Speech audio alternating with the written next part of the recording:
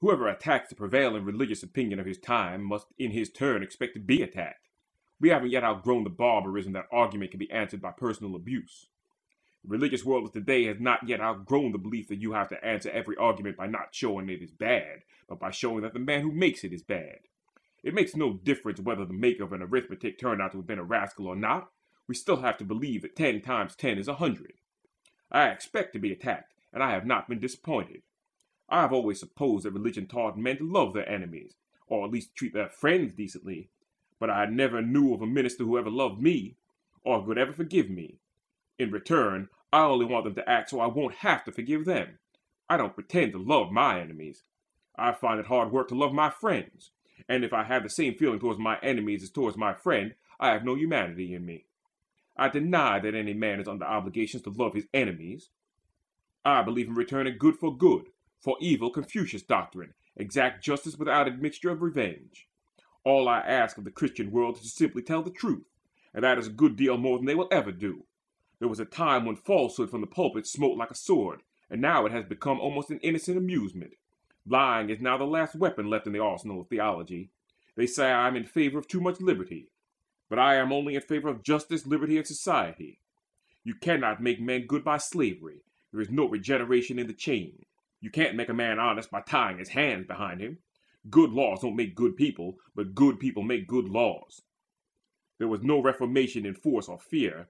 You might scare a man so that he might not do a thing, but you could not scare him so that he would not want to do it. All the laws in the world won't change the disposition of a human being. It has been charged against me by the Reverend Joseph Crook that I am in favor of dissemination of obscene literature. When Cook made that statement, he wrote across his reputation the word liar. When he said that, he knew he lied willfully and malignantly. And every man who repeated that slander knew he had lied, and every religious editor who put it into his paper knew that he lied. With one or two exceptions, I never knew an honest editor of a religious paper. If truth was red hot, it would never scorch him. I am simply in favor of allowing the literature of science the same rights in the mails of the United States as is allowed the literature of superstition. I despise beyond the power of speech the man who would read or circulate a book, the tendency of which would be to leave a stain on the fairest of all flowers, the heart of a girl or boy. The Reverend Joseph Cook is said to have spent a year in an insane asylum. This is the way I account for this lie of his. His friends made two mistakes. They were a little too slow in putting him in, and a little too fast in letting him out. If any Orthodox clergyman will read to his congregation certain passages in the Bible that I select, I will pay him 100 in gold. There wouldn't be a lady left in the church, and if a man stayed, it would be to chastise the man for insulting the women. I believe in keeping the family pure, and men who are trying to blacken my reputation are not fit to blacken my shoes. It is one of my arguments against a personal God that such men exist. An infinitely wise God would never have produced them. Nearly everybody is afraid to express his thoughts on the subject of God. They imagine there is some kind of being up yonder who would be filled with wrath at some poor human being who dared express his best thoughts. Can you injure this God? No. Why? Because he is infinite. What do you mean by that? Conditionless. How can you injure a man? Only by changing his condition. If there is a God who is conditionless, you can't possibly change conditions because he hasn't any. Therefore, you can't interfere with him in any way. You can't commit a single sin against him. Therefore, you need have no fear. I can say my say fearlessly. So can every other man. But all these hundreds of years, the clergy has been telling people there is such a crime as blasphemy. There is a personal God up there that made the world. He made you, and you ought to go down on your knees and thank him. Thank him for what? Ought the beggar to thank him who was starving in the midst of plenty? Ought the man who was born under some despotism, and has had to toil hard year after year, yet never sees a decent dress on his wife, nor takes a decent meal? Ought the woman whose husband is a drunkard? Ought the poor invalid who was a slave to some hereditary disease? Ought the one who was born deformed? Ought the millions of poor slaves to thank God? Let us be honest. Ought the black man to thank the God for having made the white man mean enough to hate him because he was black? Ought the poor widow who lives in misery and destitution? Ought the man who was forced to enter in the army of a despot against his will?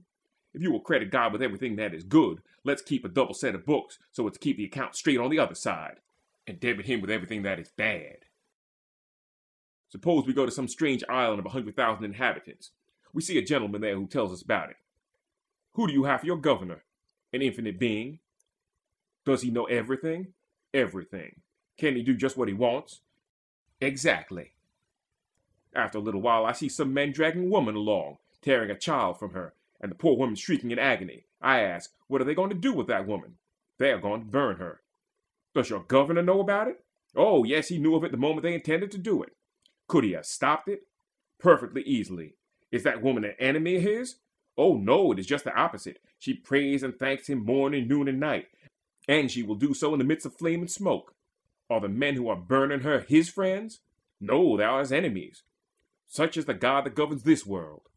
Suppose the next man who tried to commit murder should drop dead. Suppose the hand of the next man who raised it to strike his wife a cruel blow should fall paralyzed at his side. Suppose the next man who tried to commit any crime should fall to the ground. How many crimes do you think would be committed when that state of things came round generally? Not many. Is it possible that any intelligent person believes there is some being who interferes in the affairs of this world? I read extracts from 2 sermons the other day. How I came to do it, I don't know, but I did it.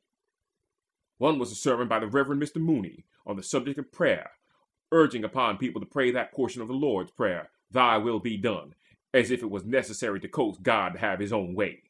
He says in his sermon, there was a poor woman who had an exceedingly sick child. The doctor told her it couldn't live.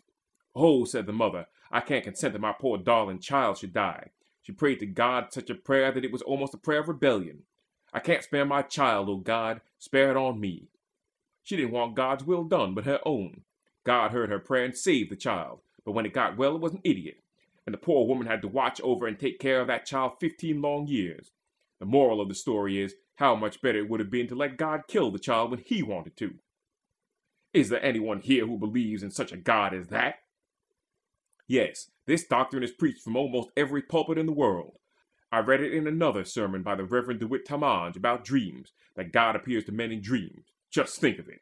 An infinite being catching some poor fellow asleep and going at him. According to the story, there was a poor old woman that had the rheumatism, and another woman nearly as poor that hadn't got the rheumatism. And the woman without the rheumatism used to wait on the other and take care of her.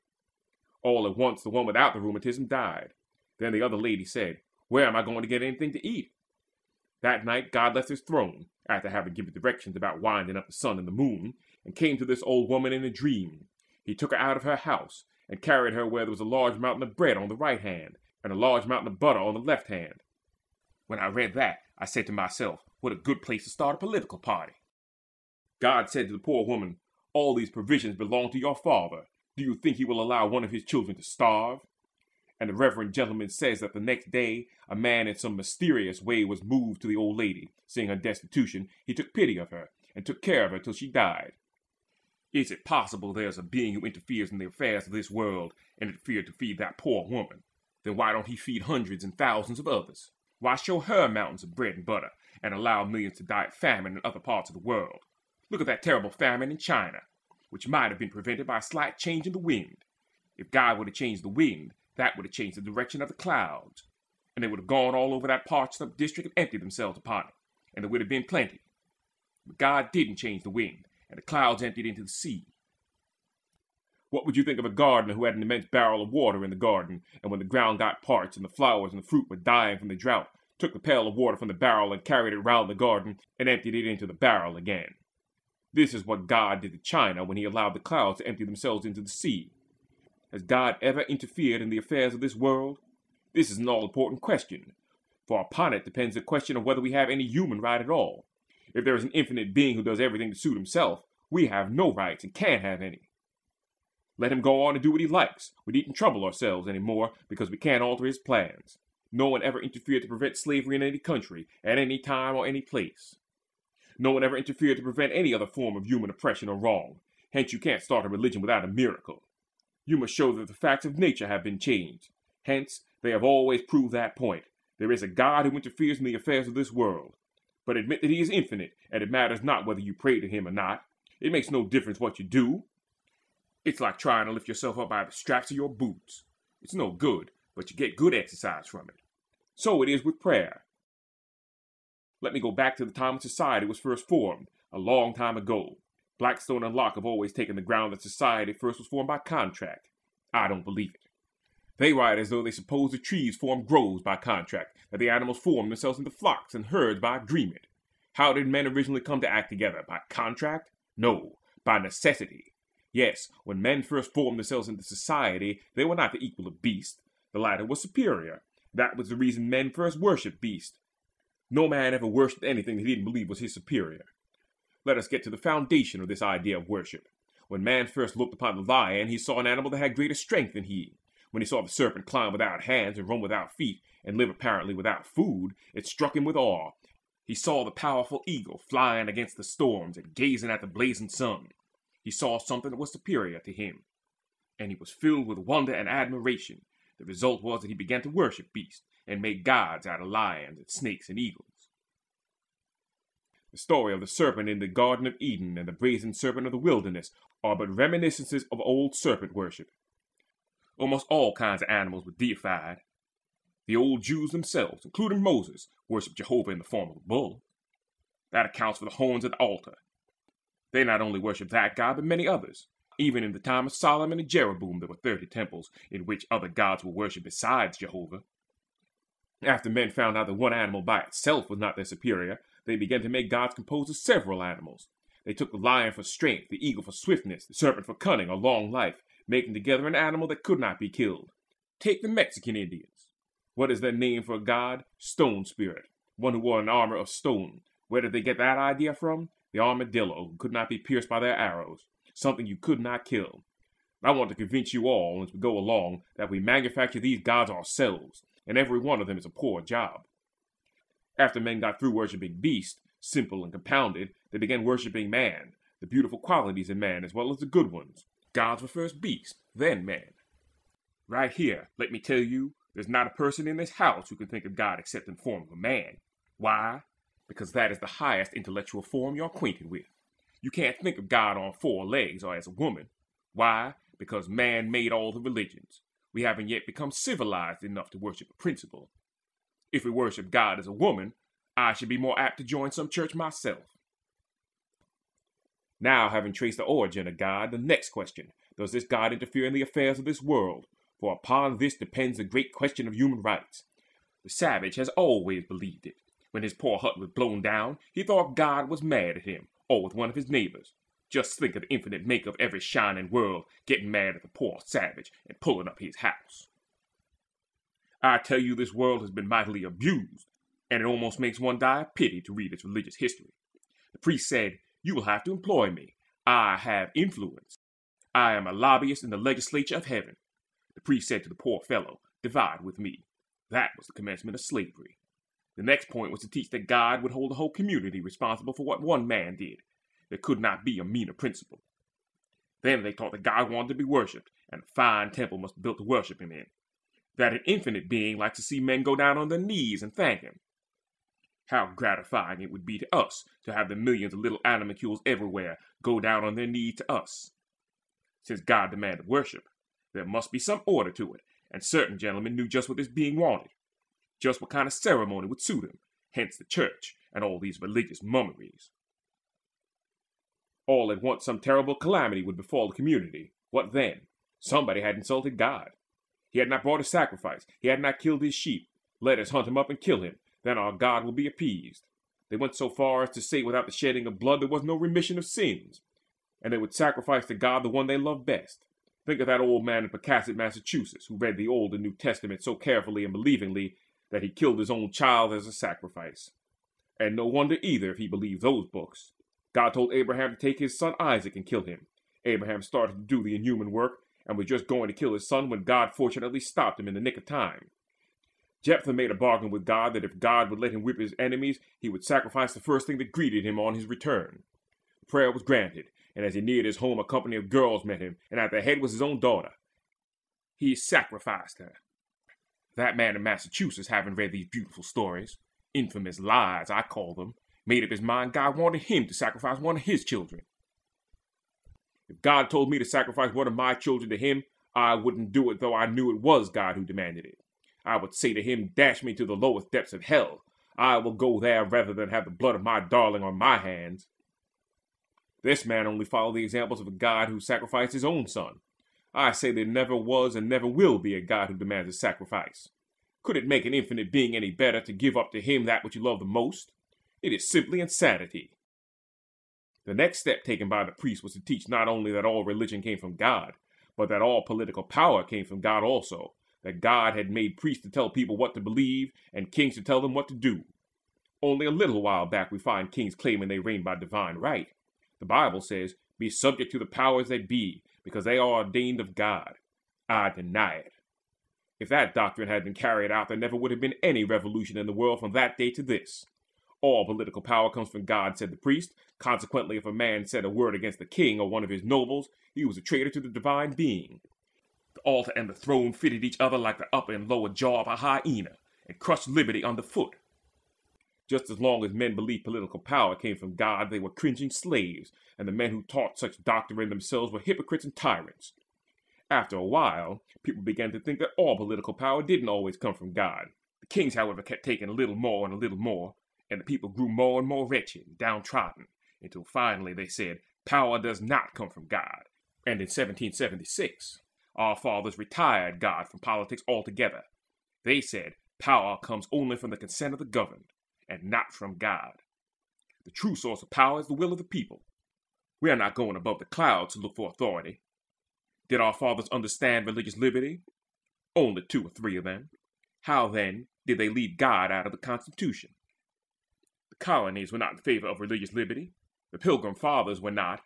They left England for conscience sake. They wanted the right to worship God as they thought best and went over to Holland.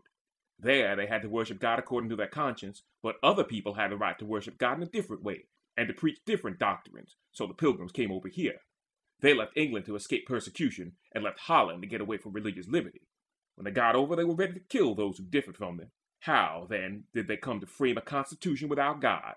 Because no 3 states had the same religion.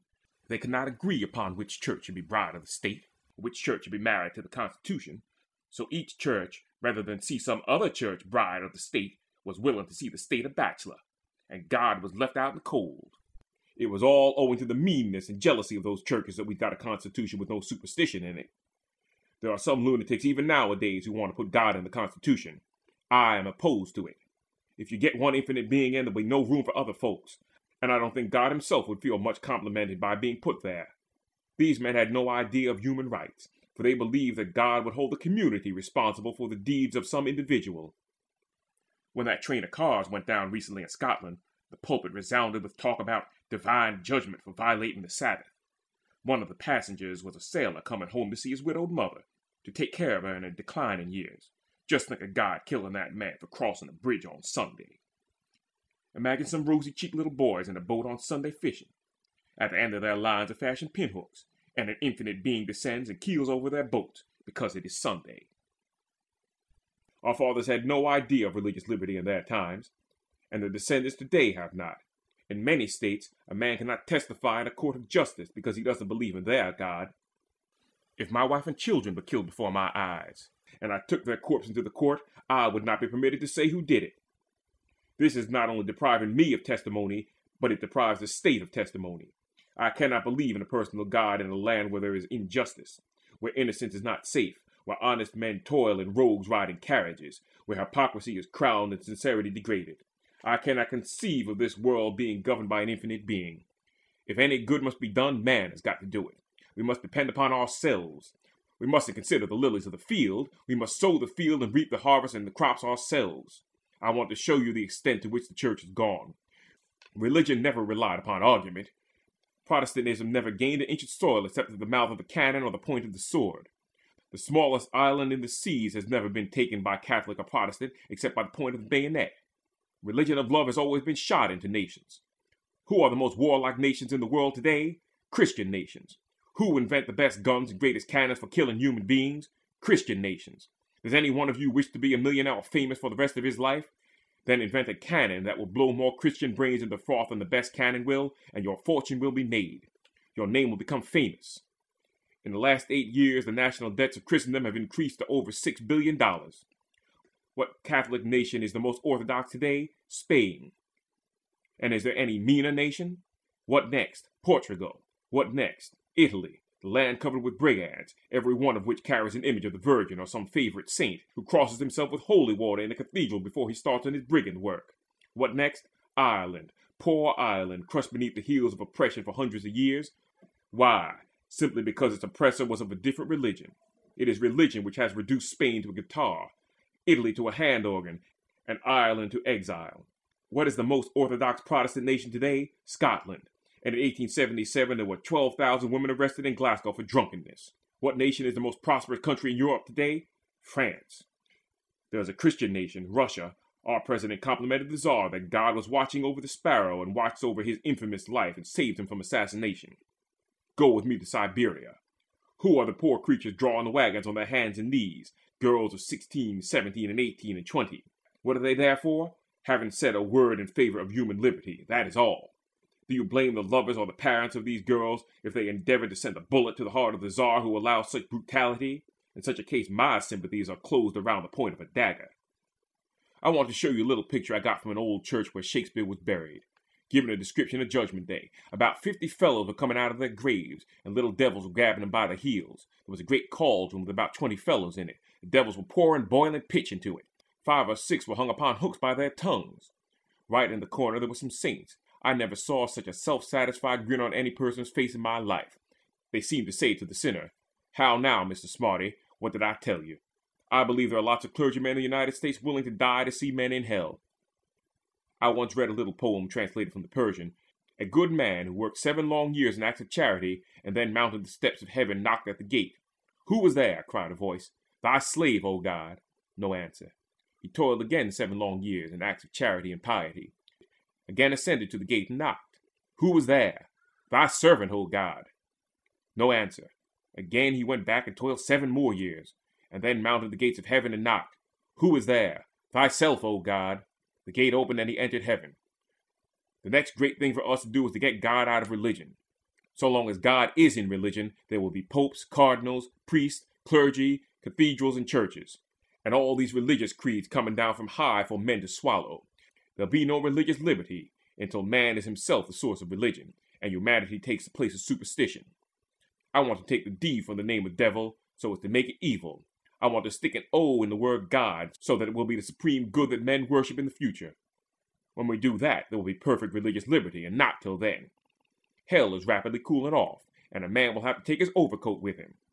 The liberty of man is asserting itself and would eventually become the religion of the world.